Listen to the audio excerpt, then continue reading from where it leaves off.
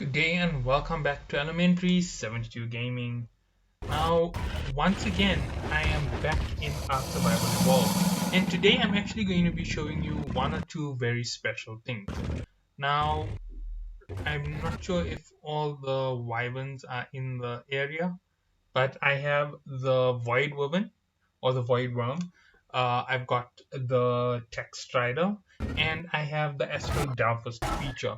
So I'm going to be taking a few minutes on each of them, giving you a good show of what they can do. Oh, it's what's some Tech Rexes. Ooh, and a Tech Gate. That is even better.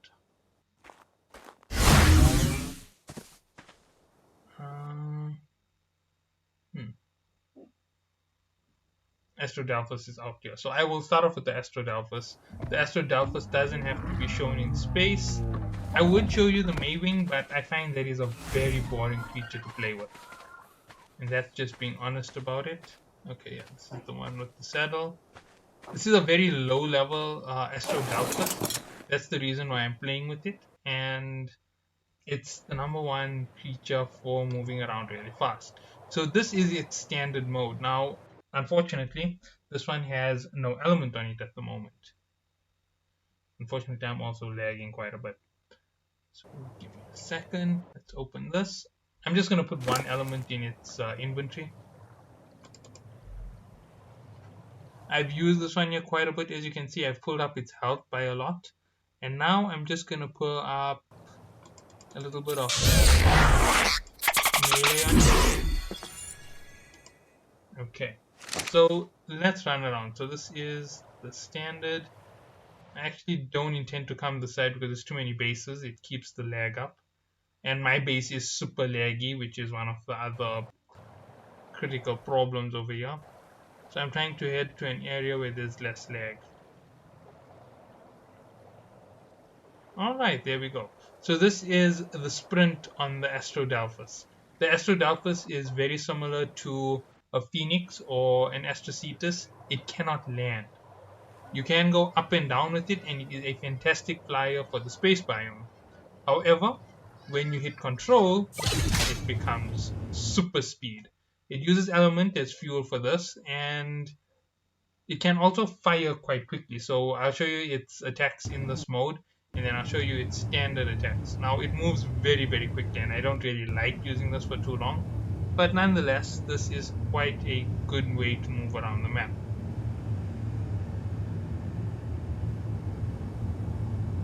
I haven't actually used the creature from Crystal Isles. I'm forgetting what it's called. Trophæognathus. I'm not sure which way it's pronounced. But I haven't ever used it in its jet mode. I haven't ever used the creature period, just to say the least. I only play on the story maps at the moment, so that's all that I have.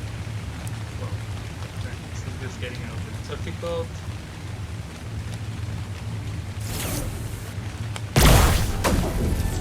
Okay, so that is the shots that it fires. Unfortunately, I think I might have just got disconnected by accident here. But nonetheless, I'm just going to give you a sprint now for a few seconds. So you've seen that first assault, and this is sprint. This burns through the fuel quite quickly. It's hit with shift, so control to activate this mode and shift to use this mode. You can hit control again and you can enter into regular pilot mode. So now I'm back to a regular Astrodialphus. Now I'm going to show you its melee attack. It has a bite. It has one or two other attacks which are docile attacks as far as I can understand how it works. But this isn't the best hunter in the game, so if you are looking for a hunting creature, this is definitely not the right creature for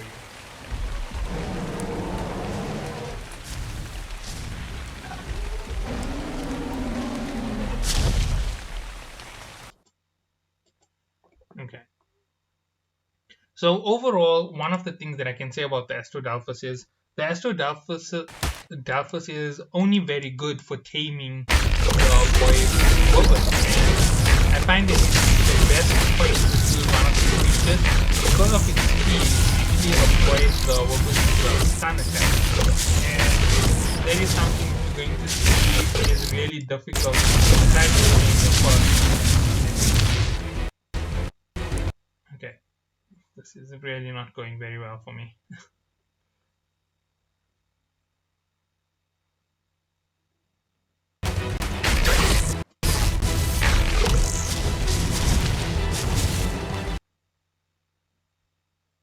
I think I should go to the space biome with this guy. It might be a much smarter trick, and I'm gonna pull him up.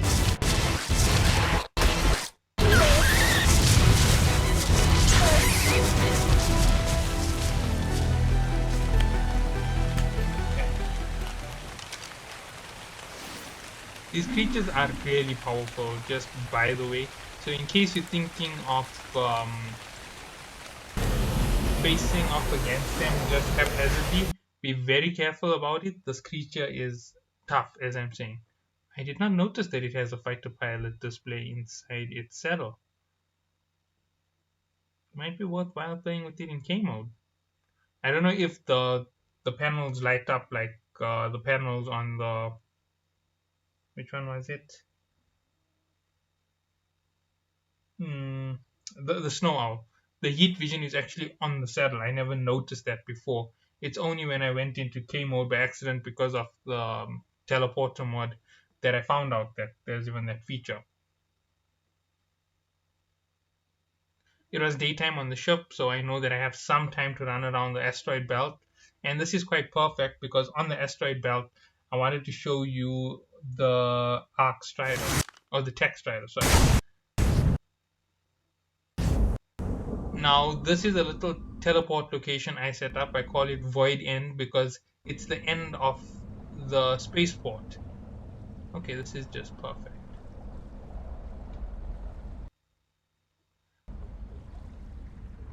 Now, I set up a trap here when I'm trying to grab Wovens. It actually works. You actually can catch them. The only problem for me is I can't tame the Woven or the Strider due to my problem with lag spikes. As you can see out here, I'm floating around like it's nothing. And I can even swap into the second mode. And it's hardly going to affect me enough. Okay. The super speed does affect me a little bit, as you can see. Too many frames per second will just overload my command of everything in the game.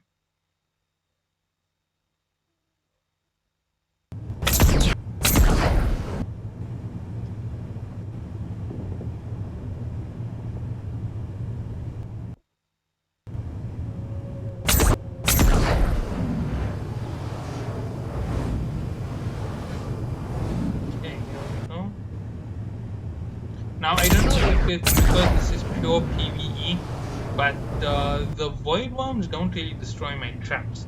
They do some damage to the trap, but they don't destroy the doors and the key components.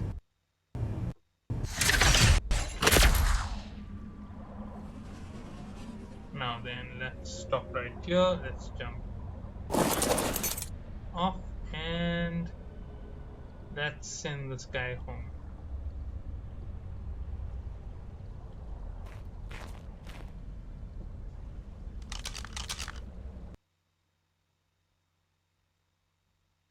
Sorry about that. As I said, I lag a lot due to the connection. It's nothing that I can change. I've been trying to figure out a way around this here for quite some time, but it's just not going to change. And when I'm recording, then the second problem is my PC does take a knocked performance, so I'm sending it.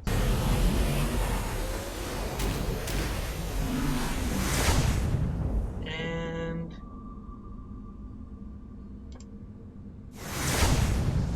here we go. This is the harvesting strider that we have. This is one of the most fun creatures you can ever run around with. And I have really leveled up the charge on it quite high. And I use the transmitter on it to just pull everything in. I think it's one of the most fun ways to get things done. This is just regular stone, as you can see.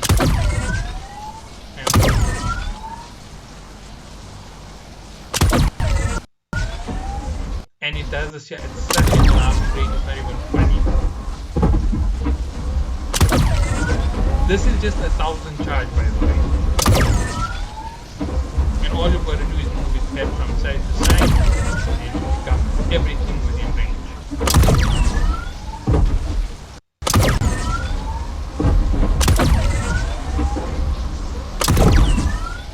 Now we have accelerated harvest speed on this private server, obviously. That's one of the reasons why I can get through things so quickly. You press spacebar to climb up in space if you haven't walked around with the Strider as yet.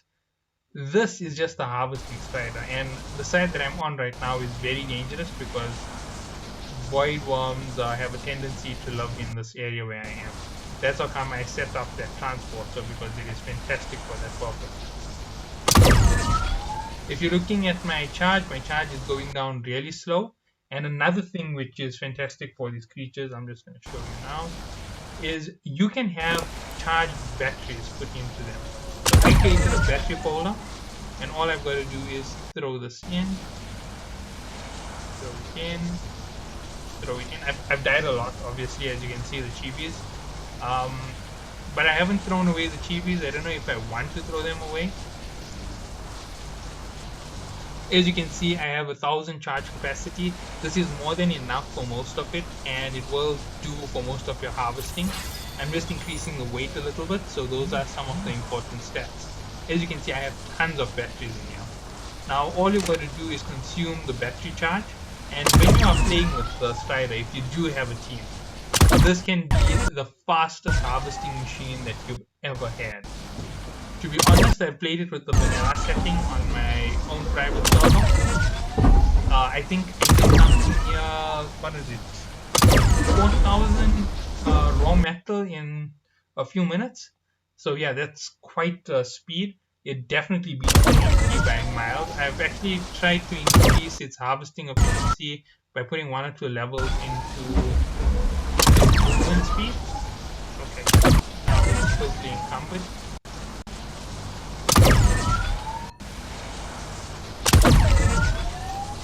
Going to leave it to drain out all its capacity. I'm just going to show you how it drains from the batteries before I remove it from here. And then after this here, I will find the void worm and I will show you how it works. Okay, now the reason why I'm moving out of here is, as I said, this is very dangerous, and its taming method is really crazy.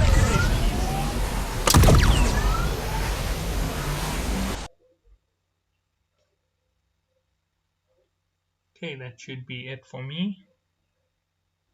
Alright, so this creature is absolutely essential for this map. It is the best at harvesting these asteroid belts. However, there is a catch to it. Mutagel and Mutagen are both harvested better by hand tools. The mining drill is absolutely inefficient on Mutagel. The extractor rig on this Tech Strider, absolutely inefficient on Mutagel. The easiest way to get Mutagel is to use a pick. So if you are aiming for Mutagel, which you can get in this particular asteroid field, you hit the regular shiny rocks and you pick up Mutagel. Now, one of the things that I did notice when I was doing this with the team was when there were 3 of us riding the Strider at once, 2 of us were offloading the weight from the Strider itself and putting it into the transmitter. I'll show you exactly what you can do with the transmitter part of it. And where it became really effective for us was in how fast we got rid of the weight. We were capable of filling up our stone all the way to maximum and getting rid of it almost instantly. I think I'm still busy smelting a ton of metal. We've done this here with elements, we've done this with element shards, and we've even got our Quetzal back. So our taming Quetzal is back. We can actually deploy it into the field, get an Astrodelphus in there, and anybody can now tame it from any one of the members of our little team. We might have to go all the way up to steel for some of those traps, and that's just going to be steel walls, because using the standard door frame is fine, the gate frame, sorry.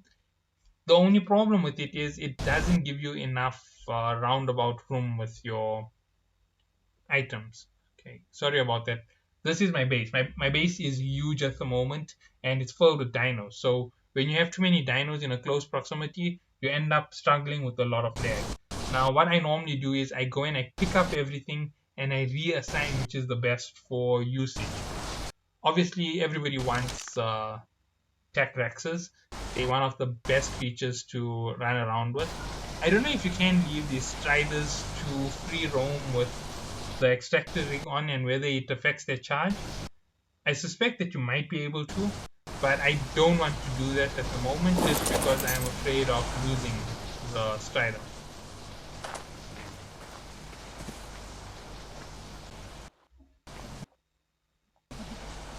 So currently that I couldn't tame because of the lag. If you're experiencing more than 140 frames, do not attempt to tame a Tech Strider. The lag will freeze up like this for you. If there's a big base nearby, don't try and tame it up, because if you even lag for 1 second during their new taming method, you will end up losing the ability to get those 3 green lines or those 4 green lines all lined up.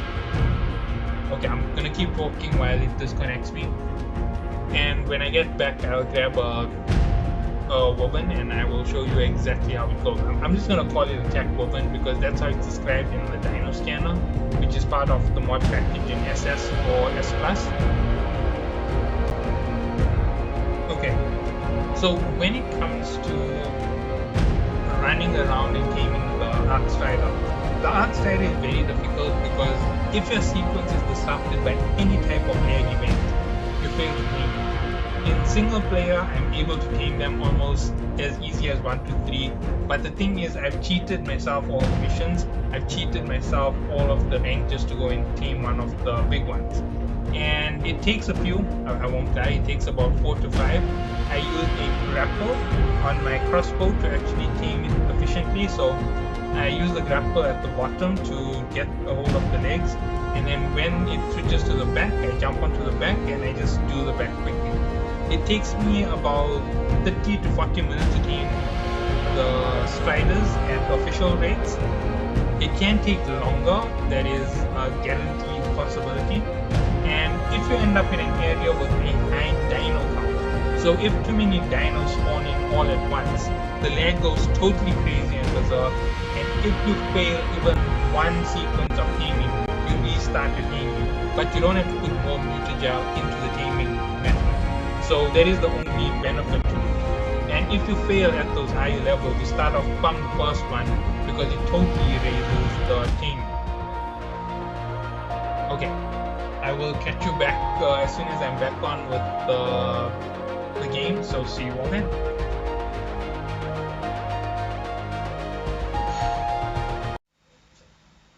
Okay, I am back, and the last thing that you heard me talking about was the Tech Strider. It turns out that my Void Wyvern has been on me all this time.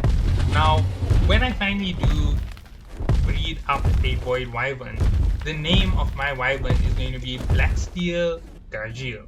Now, if you don't know that reference, then sorry about that, but it's a famous reference. It's a good name for a metal. I need to bring that Strider back. I need some element shards so I can clone another one of these. So anyway, let's get to the whole breakdown on it. The Void Wyvern is the fastest flyer, as far as I know, from all the creatures that we have. It also is the most useless Wyvern that I've ever seen in my life. And let me show you why.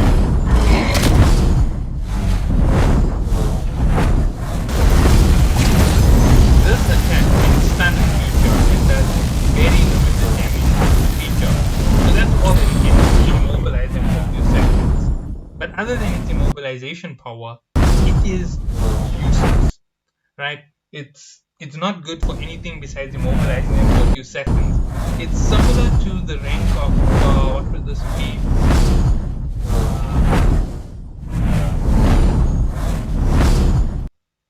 I'm not sure what to compare it to. I'm trying to give it a fair rank.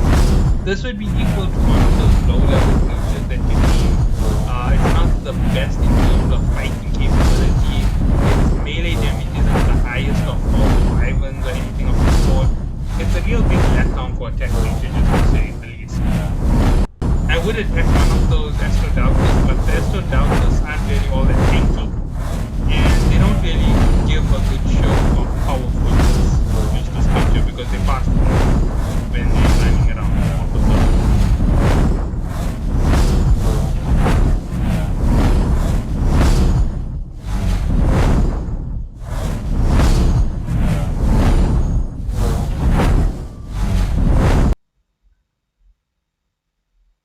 Okay, sorry about that. I'm just experiencing tons of server lag. Happens to me quite a bit because my connection is a little bit iffy. And one thing is, if you are experiencing lag, don't stay out in the aspect no matter what. You want to be there with someone else and you want to be as close to permanent structures as possible.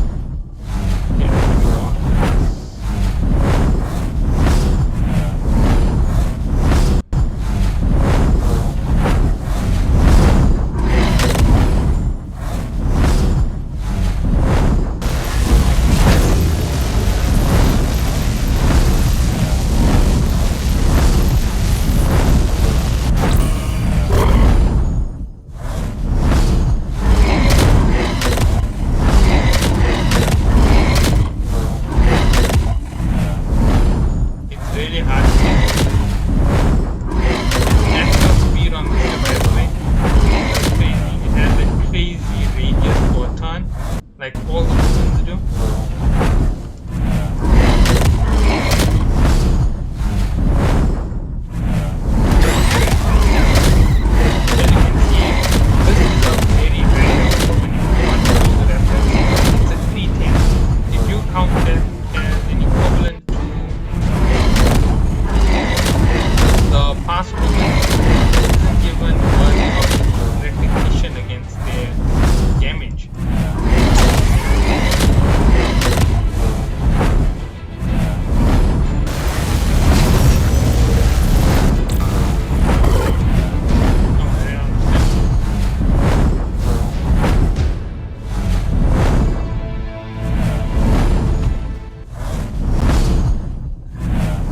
This is unleveled. I'm not going to level this one up because I still need to mate it and do all of those crazy things.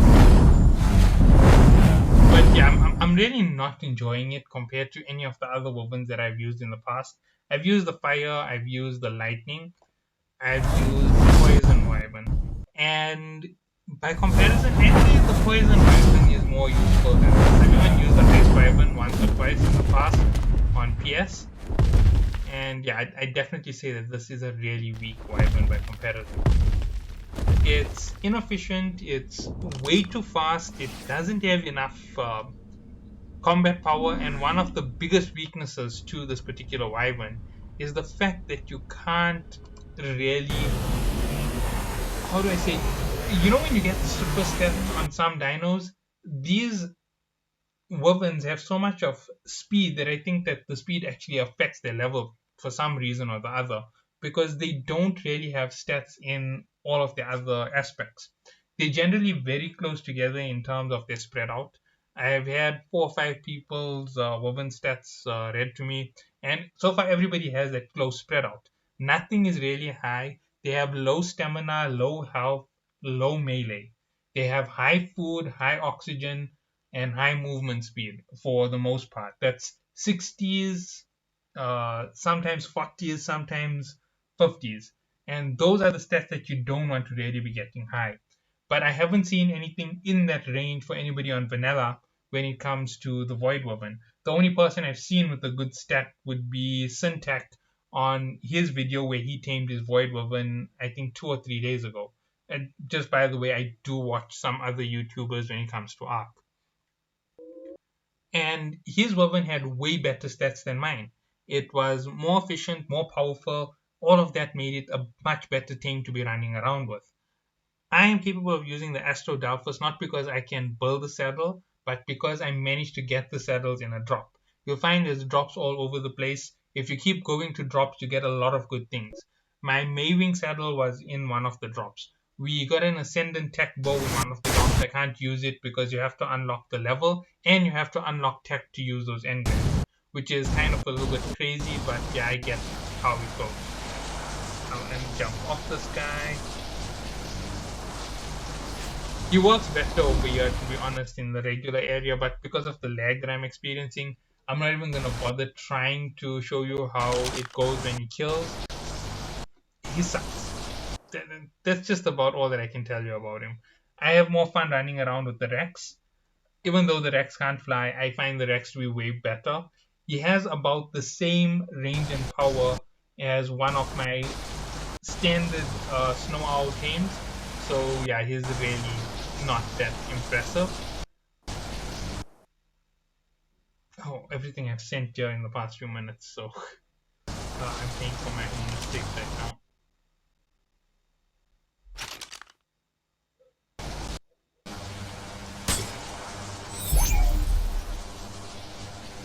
Now this is my Astrodalphus. There we go.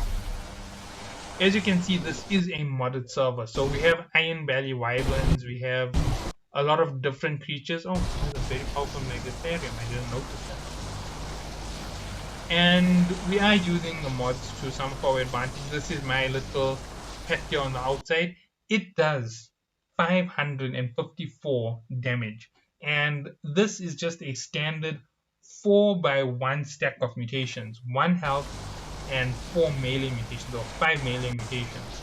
It makes it a very powerful bird to run around with. But that's the thing.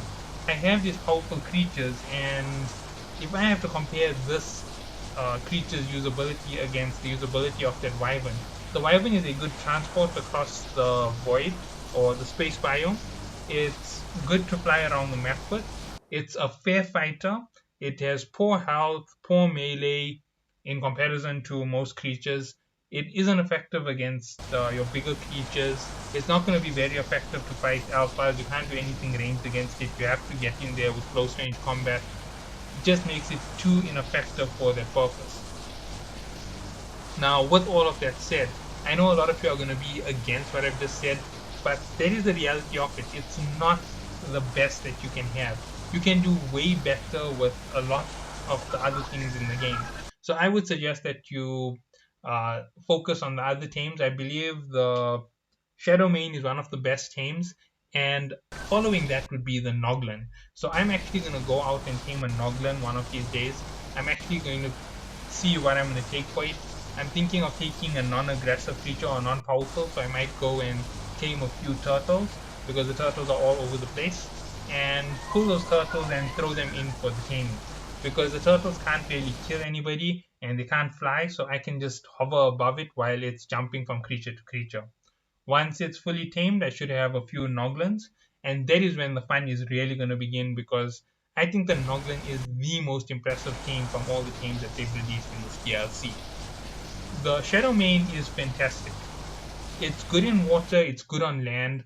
The only thing that I can see as a problematic issue with it is its hitbox. For most people who use it, they keep complaining they can't hit targets. They're fighting a Rex, they can't hit the Rex. When we fought against the Shadowmane in the Alpha Hunt mission for the Shadowmane, let me just show you what I'm talking about. The Alpha level Hunt mission for the Shadowmane, it's glitchy, it's buggy, it goes invisible, and the weakest point of the creature is it can't hit properly. It misses just about every assault that it threw at us. Here's it. The Shadowmane Prowl. It just misses non-stop. It makes it too inefficient. It makes it too hard to actually hold on to that position when it comes to that creature. And it most probably will be patched, but once it is patched, I think this is going to be a fantastic creature to run around with and play with. So I'm thinking that the Rockwell variant features are going to be the most fun.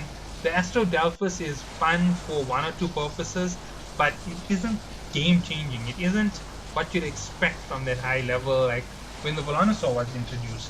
The Velonasaur was an auto turret. It made a good amount of range. It did a lot of things which you could use in usability. It was a boss fighter worthy level tame.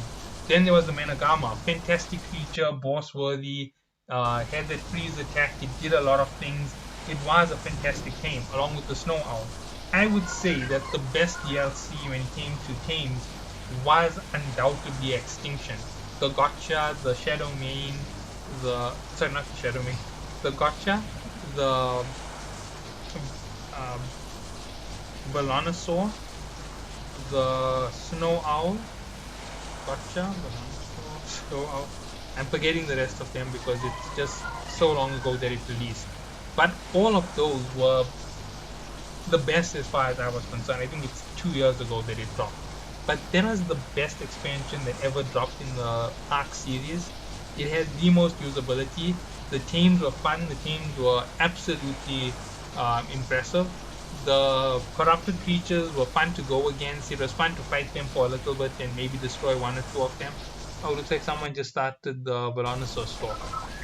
That's when you get the 0 level timers. That's when someone is trying to go after it and trying to kill it.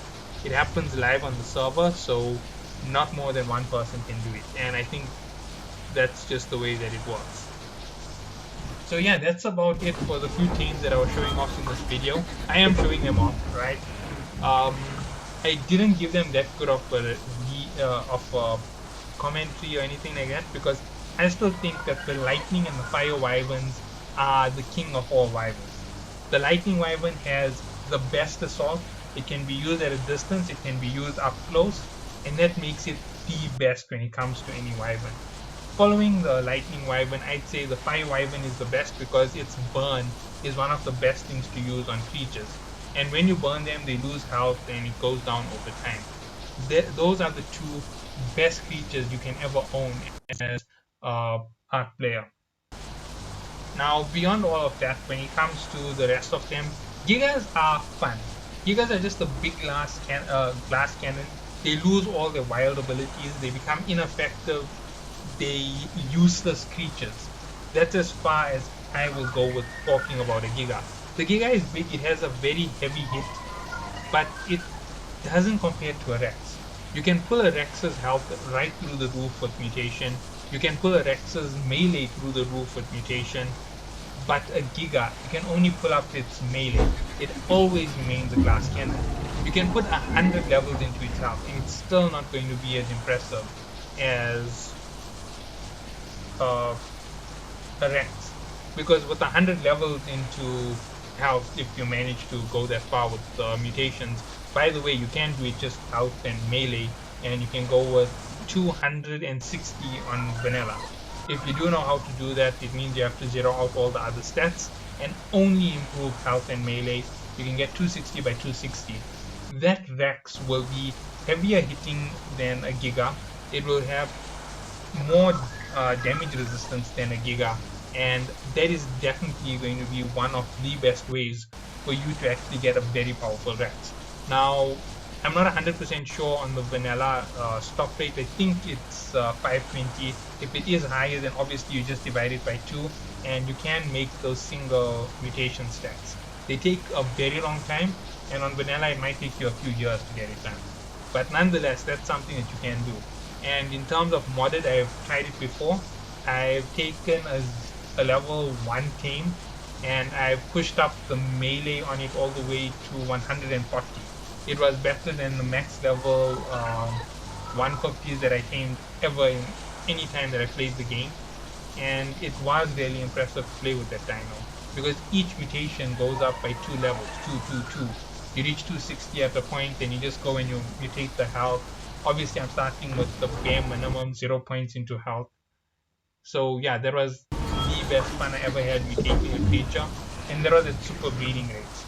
Grow up time was less than 2 minutes to those Rexes, and hatching time was also just as crazy. So that fast breeding speed is what I use to get those crazy creatures. I don't know if anybody will try to do that just on a solo play just to see how awesome they are, but yeah, it is one of the most fun things you can do. I think a level 1 million Giga is the only other thing you can spawn in to have fun with at that level, but the moment you log out and log back in, it disappears. So yeah, that's everything that I have to say about the creatures in Ark. I hope that you all do have some fun with this DLC. It is quite fun, but it is getting a bit boring because the grind level has died out very fast.